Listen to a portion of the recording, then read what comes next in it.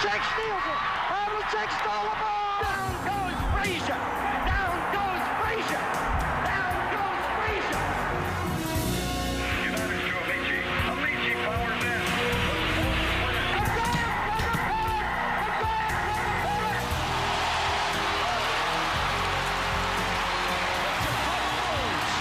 Won their 6th NBA championship. Gibson, swing. This is going to be a home run. Unbelievable. I don't believe what I just saw.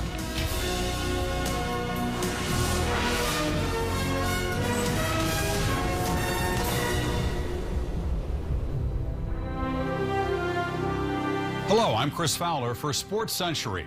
At the plate, he would stretch and coil like a large cat, and lightning bolts would sizzle off his bat. In the field, he ran down the uncatchable and unfurled throws of pristine poetry. And yet, Roberto Clemente, despite a dozen gold gloves and 4 batting titles, wasn't fully appreciated. As we'll see over the next half hour, the Pittsburgh Pirates right fielder played in the time of Mantle, Mays, and Aaron. And though his career belonged in the same ballpark, he was the one in the shadows. I had got the job to work in Pittsburgh in May of '66, and Jimmy Cannon was one of the fellows that recommended me for the job in Pittsburgh. He says to me, says, you know, you're going to a town that might have the best player in baseball and nobody knows. Mays and Aaron and Mantle were hitting the home runs, so they captivated the media, and it kind of overshadowed Roberto a lot. He was a tremendous ball player. The reason I think he might have not got the recognition because he was in Pittsburgh. If you don't play in New York City, you know, one of those large cities, they didn't even think you was a baseball player. He wanted recognition and appreciation, and it came too slowly for him. As part of the first large Latino wave to play in the majors, Puerto Rican Roberto Clemente faced a language and cultural barrier that played out in the Pittsburgh sports pages of 1955 in derision, ignorance, and bad taste. He'd use a phrase, say like, I hit the ball, and they would print H-E-E-T instead of H-I-T. They quoted him as though he were Tarzan. Meet Tarzan, you Jane. He felt it was a form of mockery, or he was being made to look like some kind of exotic character, and he didn't feel like one. He just felt like a man who deserved a certain amount of respect. I have a feeling those old-time beat writers cleaned up the quotes of a lot of the good old Southern boys who didn't exactly speak in the King's English. Say he would hit a home run and win a game. They would either quote him with a funny accent, or they would ignore him and go over to the guy who pitched the game and quote him. A brilliant outfielder with a rifle arm, Clemente was often dismissed as a hot dog. And when he missed a game, he was called either lazy or a hypochondriac. What also stung deep were the constant lampoons of his broken English. He would say things like, my bad shoulder feels good, but my good shoulder feels bad, or I feel better when I am sick. And the sports writers would write this as comedy, and he was deadly serious, and he resented that. He was accused of malingering, that he imagined a lot of illnesses. He thought he wasn't treated fairly, and he felt that that was true of most of the Latinos. So every time we complain, they say we're faking. Hurt my knees playing ball, but I was afraid to complain because they said we complain too much. There was one thing that he would mutter in the clubhouse about this would be sports writer. He just didn't trust him. That distrust grew roots in 1960, a World Championship season in Pittsburgh.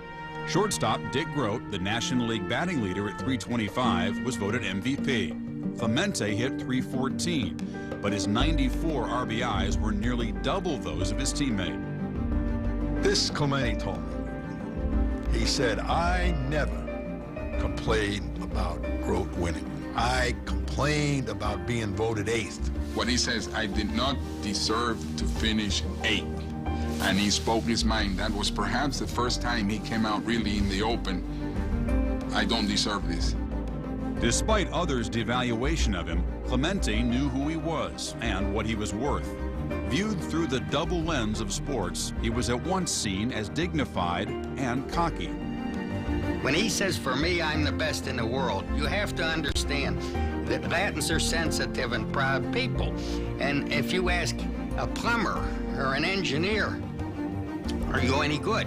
He'll say, for me, I am the best plumber on the island, or for me, I am the best engineer on the island. It's an assertion of self-respect and confidence in your ability. A lot of people who did not know Roberto, the human being, like I did, would understand that his pride translated instantly into arrogance. He was not an arrogant guy. He knew what he could do. He was sure no one was better than he was. And he was out there to prove it. The opportunity came in the 1971 World Series. Before playing the Orioles, Clemente set the stage by declaring to the national press, "Nobody does anything better than me in baseball." All the skeptics that thought that Hank Aaron or Willie Mays was much better than Clemente, I'm going to show even those guys that I am as good as they are, or better. That is hit well.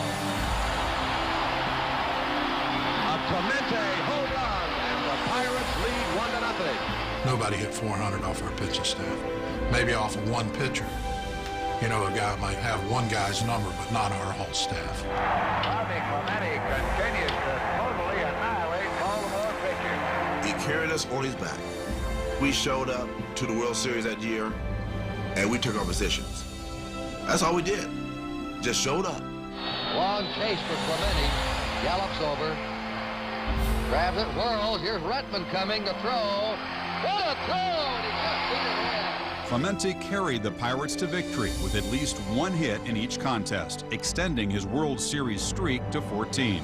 With a .414 batting average and a crucial home run in Game 7, he was named MVP. People took a different look at Roberto Clemente. I think people really thought that this is one of the all-time great ball players, if they didn't think that before. I remember he said, "I now have peace of mind." That was his moment of fulfillment. I think Roberto did mature as he went along. Also, I think the American public became more comfortable with him. But it took a long time for America to appreciate him.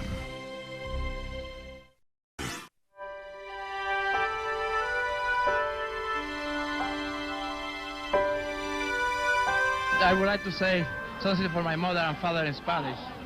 En el día más grande de mi vida, para los nenes, la bendición mía. Who had the audacity on national English TV to take a little break at the top of the question and say, "Excuse me, but I really need to send the message back home"? That tells you how important his background was for him. That background began for Roberto Clemente Walker on August 18, 1934 in Carolina, Puerto Rico. The youngest of 7, Roberto learned early the value of work. He often accompanied his father to his foreman's job at the local sugar mill. When he was about 8 or 9, he wanted a bicycle and apparently carried heavy containers of milk for a neighbor every morning and every evening and got a penny in the morning and a penny and saved $20-some to buy a bicycle. Roberto identified a lot with the strugglers. He used to tell me taxi drivers, people who work in the factories, guys who pick up the garbage. He respected those people. He told me more than once, the people who struggle are the people who know the true essence of what to be alive is. Nowhere was Clemente more alive than on the baseball field. He caught the eye of Brooklyn scout Al Campanis, who signed the 19-year-old for $10,000 in February of 1954. Sent to the Dodgers' AAA farm club in Montreal, Clemente was the best-kept secret in baseball. Whenever we saw scouts come into the ballpark, we didn't play him. He was on deck. And I saw about 5 or 6 scouts, and I hollered to the manager, and I pointed. He took Clemente out for a pinch hitter in the bottom of the first inning. And that young man was really upset. We used to sit there, and he said, "Joey, what's wrong with the Dodgers? They don't let me play." Despite the Dodgers' efforts to hide his talent, Clemente was picked first by the cellar-dwelling Pirates in the December 1954 draft of minor leaguers. Although it took just 6 years for Pittsburgh to win the World Series with Clemente, it took longer for him to be welcomed by his teammates. He didn't go out of his way to come to us, and we didn't go out of our way to go to him. So both ends just, it didn't gel. Bobby was on the bus, and we joked and had fun around the batting cage and so forth, but it wasn't like he went out to dinner with us after the games. Bobby kind of lived in his own world. Some of the guys don't even know where Puerto Rico was. They probably thought Puerto Rico was a jungle. He never let anybody call him Bob. He said Roberto. He corrected everybody that said to him, "Hey, Bob," he said Roberto. Keenly aware of the prevailing social order of mid-century America, Clemente often remarked that as a black Latino, he had 2 strikes against him. Yet over the years, he publicly decried that Latinos, like blacks, were virtually shut out from lucrative Madison Avenue endorsements and the managerial ranks of the major leagues. This was the whole period of the civil rights movement. Some of the athletes, they focused on the ball game, but Clemente was a very complex figure who was aware of his importance. He was an athlete, but at the same time, he was a spokesman for the Latin community. He had a relationship with Martin Luther King. They met in Puerto Rico once in the mid-60s, and they spoke about what could be done to better race relations in the States. I am very outspoken. I say when I feel something that not only about me, or I feel something that is injustice toward my teammate or somebody else, I want to say something about it. Clemente was a very militant, a very vocal defender of the Latin American player, and I got him some enemies, and I got him some criticism. The impact that he had in the Caribbean society, of the Hispanic society, was this uplifting belief that yes, we can achieve greatness in this sport. In the Latin coaches, he's number 1. One of the reasons why today we've been well known is because he was fighting for us. To hear Felipe Alou say he's our Jackie Robinson, to see Sammy Sosa wear 21, play right field, he's our man.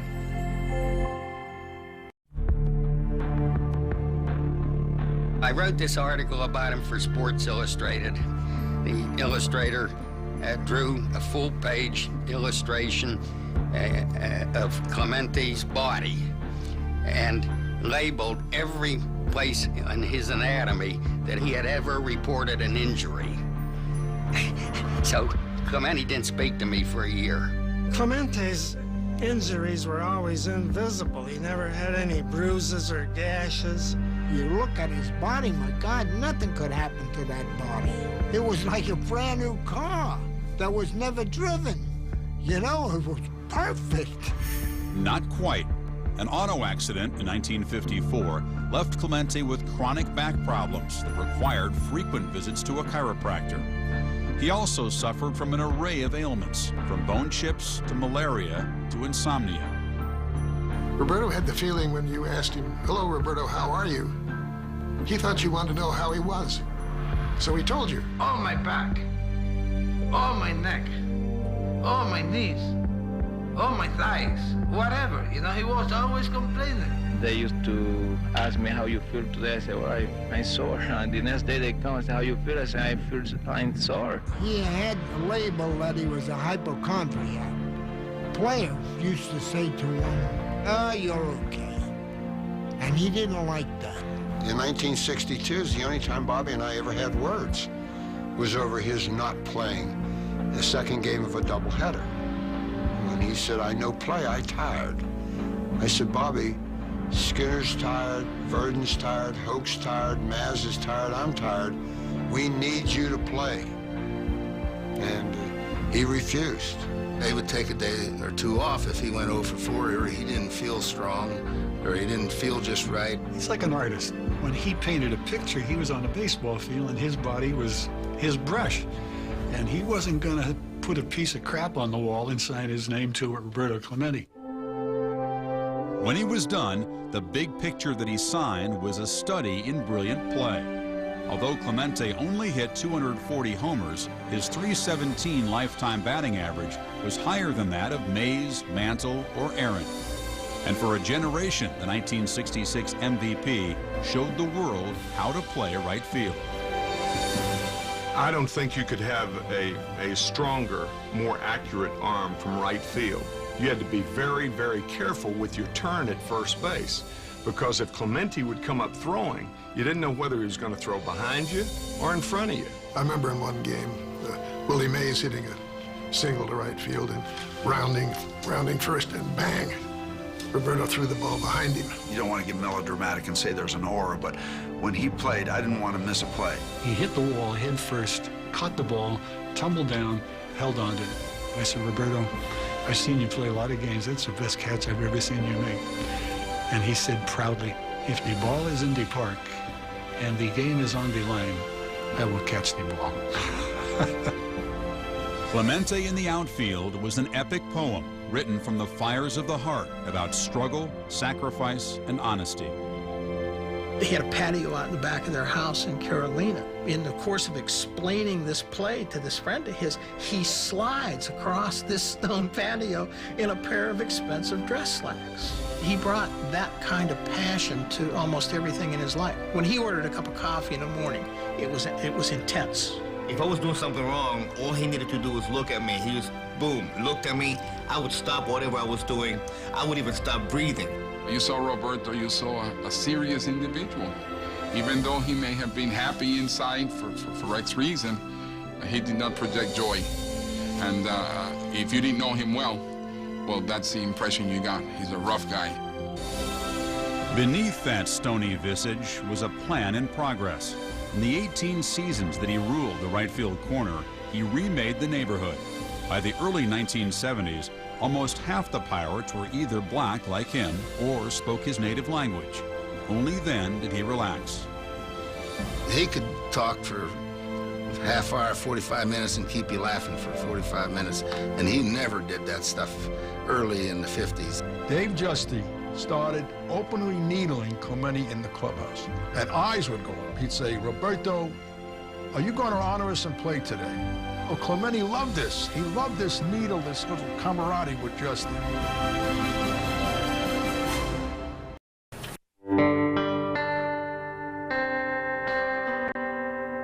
Since I met him, he was always talking about death. He was always insisting that he was going to die young, always. I said, well, don't talk about sad things, you know. And I said, no, you will see. I know I will die young. On September 30th, 1972, Clemente became the 11th player in history to reach 3,000 hits. Bobby hits a drive into the gap in the left center field. There's the end.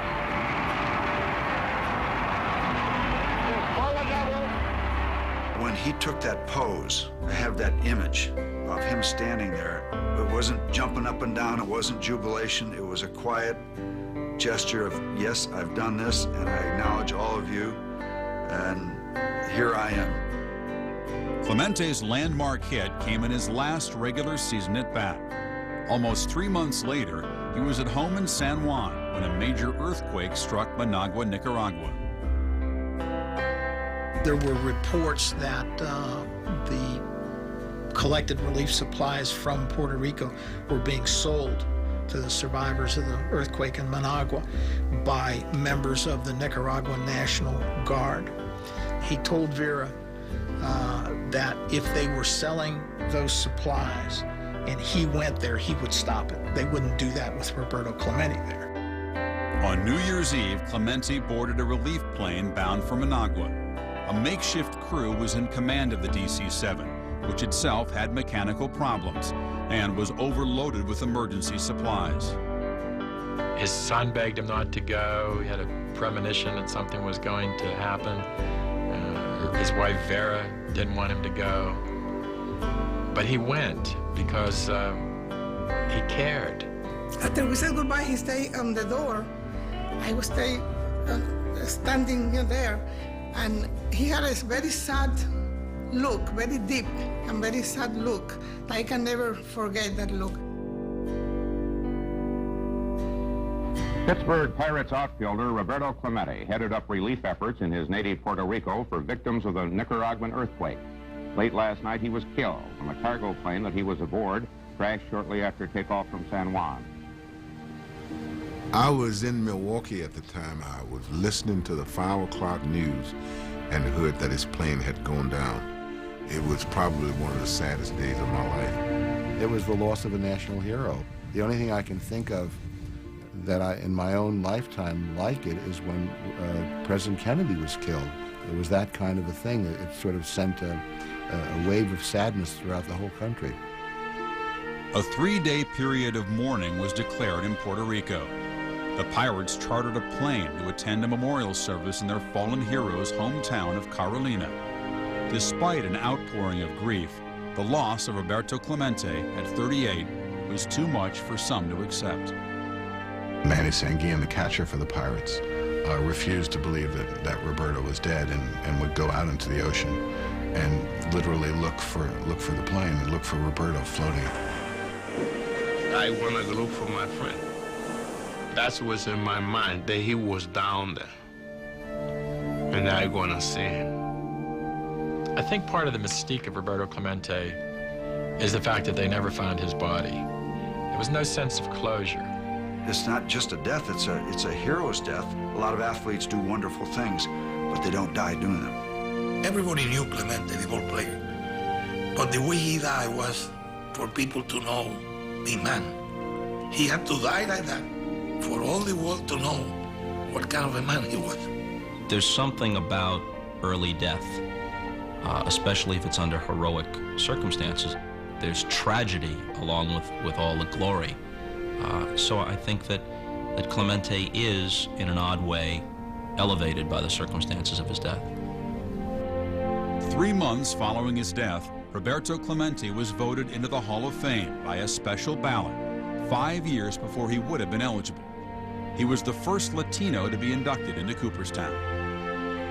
You always miss him. That's never going to change. Never going to change. Each day you try to live up to his name, but it's reality. He's not here.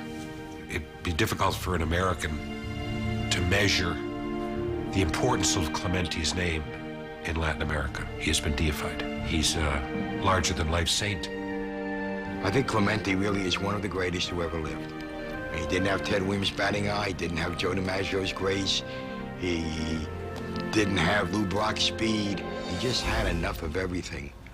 And he had a heart that was bigger than Three River Stadium.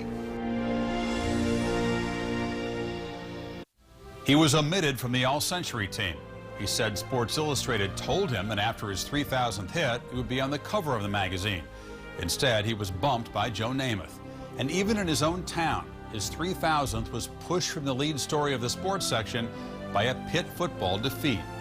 Whether it was difference in language or culture, small market, or simple ignorance, just do always seemed to elude Roberto Clemente. For SportsCentury, I'm Chris Fowler.